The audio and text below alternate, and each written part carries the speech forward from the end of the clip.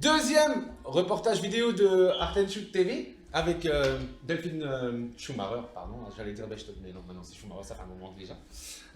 Donc Delphine, toi tu es au comité. Oui. Ta fonction exacte au comité c'est... Alors moi je suis vice-présidente et j'ai en charge la partie sportive. D'accord. Et donc Céline Furchtos n'a pas pu être là pour de très bonnes raisons, donc on ne va pas le dire ici. Mais donc c'est Delphine qui te... c'est Delphine qui vient et c'est Céline qui te délègue. C'est ça. Tu es la porte-parole du comité du BC Rumersheim. Puisque maintenant vous êtes effectivement sorti de l'ALSC. Oui, tout à fait. Pour la première saison, on va démarrer avec une autre association qui s'appelle le Basket Club de Rumersheim, très original. Ouais, Mais effectivement. Voilà, donc c'est un tournant, c'était de commun accord avec la commune. A priori, c'est beaucoup plus simple pour eux. Ça va probablement être plus simple pour nous aussi, à voir. Ouais. En tout cas, on est confiants. D'accord, vous êtes confiant. Donc on va revenir un petit peu sur l'actualité du BC Rumersheim. Donc on va revenir un petit peu sur la saison passée. Donc la saison passée, c'était une saison qui démarre avec un nouveau coach, Pascal Schneider.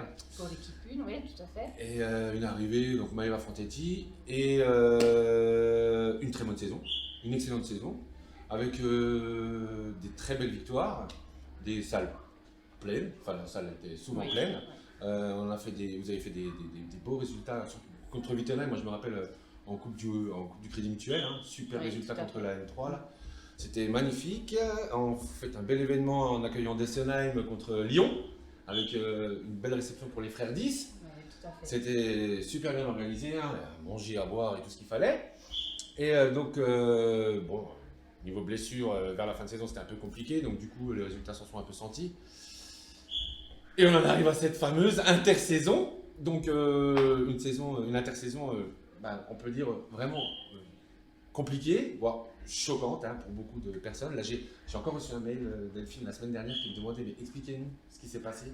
Alors on va le faire, on va essayer de le faire. Oui, tout à fait. Pour que voilà, ça fait une expérience. On va résumer un petit peu la clôture de cette saison avec, pour surprise pour beaucoup, l'arrêt de l'équipe 1. Donc on n'a plus d'enregistrement de notre équipe 1 en niveau pré-national. C'est effectivement par rapport à l'excellente saison qu'a fait l'équipe 1 et l'engagement des filles et la présence de Pascal qui a apporté un réel plus, une saison exceptionnelle. Et on peut dire que pour finir ce cycle en pré-national, on a vraiment eu de belles surprises, un engagement des filles qui était au top et la présence aussi technique de Pascal qui leur a apporté un réel plus. Par contre, effectivement, c'est la fin d'un cycle. Il y avait un effectif qui était assez réduit déjà au départ. Ensuite, on savait que certaines partaient pour raisons professionnelles, d'autres avaient pris la décision de tenter de jouer à un niveau supérieur.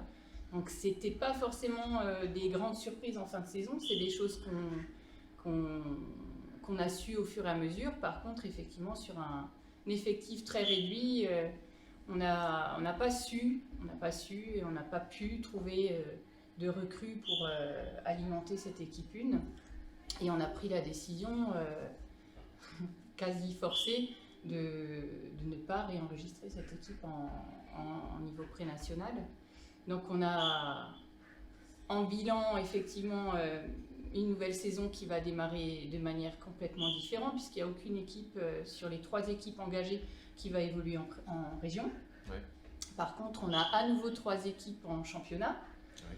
On a une équipe, donc la nouvelle équipe 1 qui va évoluer en D1 suite à la montée de l'ancienne équipe 2. On a l'équipe 2 qui va évoluer en D2 suite à l'évolution de la nouvelle équipe 3 de l'an passé. Et une nouvelle équipe 3 qui va qui va évoluer en D3. Ok, super. Je vais encore revenir sur cette intersaison. Maintenant, tu dis, vous étiez à peu près, vous le saviez. En gros, vous en doutiez. Oui, on pouvait s'en douter dans le sens où l'effectif était réduit.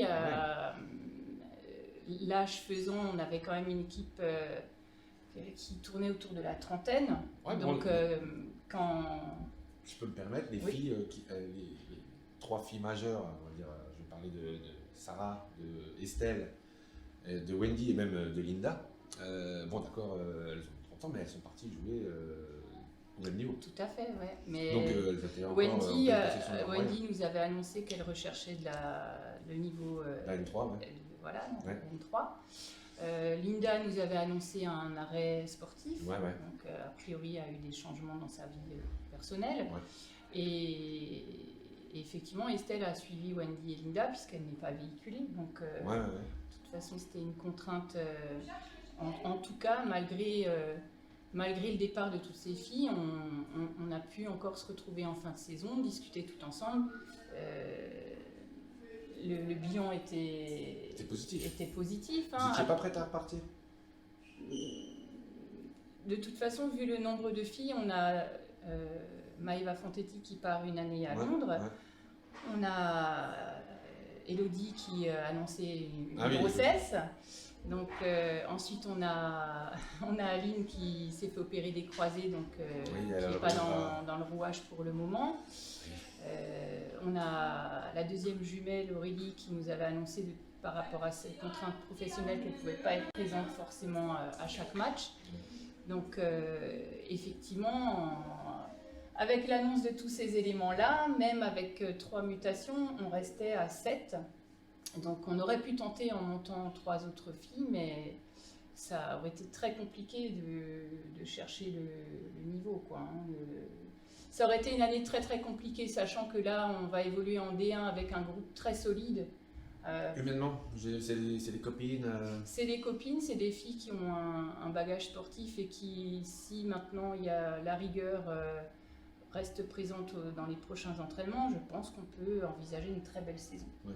Préfère l'imaginer avec de nombreuses victoires et un beau mental que de forcer une équipe en prénat avec un bilan mitigé à l'intersaison, avec plus aucune des jeunes qui souhaitent oui, parce investir que davantage. prendre des claques en prénat dans le Bas-Rhin tous les week-ends, c'est compliqué. C'est compliqué.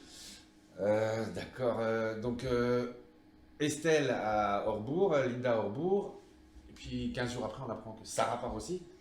Sarah en fait nous a expliqué, et c'est chose qu'on comprend très bien, que suite à la décision d'enregistrer cette équipe 1 en D1, elle avait encore la volonté de jouer 6, puisqu'elle en a les capacités sportives, de jouer à un autre niveau, donc chose qu'elle a pu réaliser puisqu'elle a signé à Bervillers.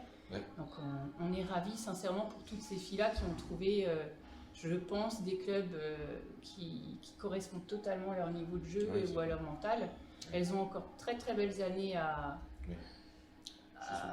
je pense qu'elles ont très belles années sportives encore à mettre en route et beaucoup de plaisir à en tirer à ce niveau-là. Et qui sait, étant donné que tout le monde est parti de manière correcte et positive, rien n'a jamais empêché qui que ce soit de revenir, puisqu'on... Non, bah non. Au contraire. C'est la fin d'un cycle. Il y a 20 ans, en 98, la saison 98, on a réenclenché une équipe en D3 parce qu'il n'y avait plus de seniors. On a su, avec les années, mettre de l'énergie pour monter jusqu'en prénat. Donc aujourd'hui... Et ensuite, faire venir des joueuses confirmées, effectivement, qui ont assuré le maintien, voire plus. Donc, tout à fait. Par rapport à cette intersaison, je veux dire maintenant, si jamais c'était à revivre, parce que toi, je sais que ça t'a quand même travaillé. Ça t'a quand même bien bouffé, parce que forcément, on n'apprécie jamais, hein, la fin d'un cycle, on l'apprécie jamais, on se remet en question. Après, c'est, je pense aussi, une remise en question globale et générale sur un certain nombre d'années qui viennent de s'écouler. Hein, le fait peut-être d'avoir manqué d'énergie sur nos catégories jeunes. Hein, il y avait, je pense, un petit souci au niveau de la préparation technique, de la préparation physique, de nos plus jeunes, qui restent nombreuses aujourd'hui, puisqu'on a des équipes à tout niveau et des effectifs bien complets, mais on a manqué, je pense, de lucidité. Ouais. Donc, c'est ça. Donc là maintenant, j'ai vu que vous cherchiez un technicien, c'est ça, pendant vous lui offririez un contrat. Chose faite, oui. Chose faite, vous avez trouvé. Oui, on a former les gamines justement, bien comme il faut, bien vous encadrer. Tout. Oui. Donc c'est qui? On connaît c'est Bastien, il s'appelle Bastien. Ah, il s'appelle Bastien. Voilà, son prénom c'est Bastien, il vient du club de Karlsbach. D'accord. Donc en entente, il s'est mis d'accord avec son club pour pouvoir donner 4 heures de son temps au niveau technique aux catégories les plus jeunes, donc les U9, les U11 et les U13. Ouais, c'est Donc un entraînement technique par semaine et en complément un deuxième entraînement avec chaque coach d'accord. du club. Ouais, c'est bien.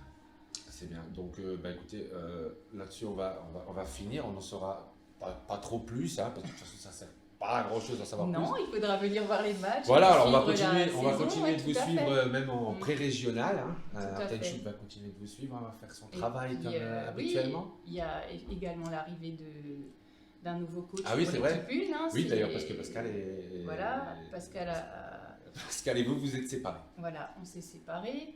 Après, effectivement, c'était un peu compliqué ou surprenant parce qu'on n'a pas eu de solution. Donc, On va dire, non, mais ça, c'était aussi quelque chose.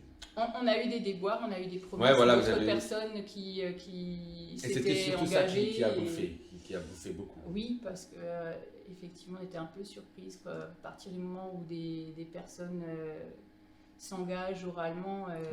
Dans la partie sportive, on a rarement l'occasion de signer des contrats. Ouais. Mais Ah oui. à partir du moment effectivement où oralement on s'engage, nous effectivement on avait mis des choses en place dans ce sens-là. Ouais. Et les arrivées ne se sont pas faites. Voilà. Donc, Ça a rajouté encore déjà un peu de piment, au problème de effectivement. base. Ouais, tout à fait. Alors, moi, j'ai un très bon technicien, hein, je ne te dirai pas quel nom, mais il se reconnaîtra si jamais il regarde cette vidéo, qui m'a dit un jour, il m'a dit, tu sais, les joueurs jouent, les entraîneurs entraînent et les dirigeants dirigent. Il ne faut pas commencer à mélanger les fonctions et les genres. Voilà. Donc là-dessus, on va continuer. Donc là, il y a l'entraînement des U17, c'est ça hein. Bon, c'est la reprise, hein, c'est on voit. les U18, donc, U18 qui sont entraînés normalement par Philippe Jaubert. Oui. Donc pareil, et là beaucoup d'énergie qui est positionnée sur ce groupe-là. Une partie du groupe est surclassée, donc peut effectivement évoluer en D2 ou en D3 en complément. Donc c'est des choses qui sont en projet dès la rentrée, d'intégrer les jeunes au plus vite dans les championnats seniors pour qu'elles y trouvent leur place, pour qu'elles apprennent à connaître les filles du club et que l'osmose se fasse et pour que les résultats dans les années à venir puissent se faire ressentir. Donc cette année, vous allez encore recevoir une fois des Senheim, je pense. Hein. On espère. Il y a de nouveau carnaval à Dessenheim, on normalement. s'entend très bien avec Dessenheim, donc on serait ravis de les accueillir. Ouais, je pense que ça va se refaire. Et puis vu que comme ça c'était très très bien passé l'année dernière, mis à part la défaite.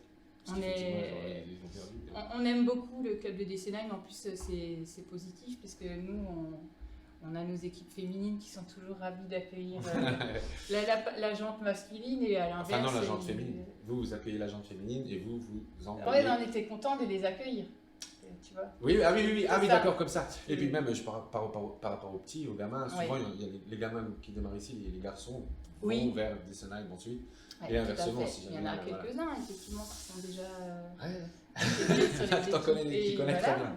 Tout à fait. Ben écoute Delphine, merci beaucoup. Je pense qu'on va s'arrêter là, on va plus parler de cette polémique d'intersaison et tout ça, on va repartir sur un nouveau cycle. Il y a un moment où les choses voilà, il faut passer à autre chose. Hein. Voilà, c'est la fin d'un cycle, effectivement, c'est ce que tu as dit. On reste sur une partie sportive, hein, c'est tous les occupations, du temps qu'on donne de manière bénévole, donc personne ne doit se rendre malade pour du sport. Non. On est là pour tirer du plaisir et tout de même des victoires. Et vous avez, oui, si on peut.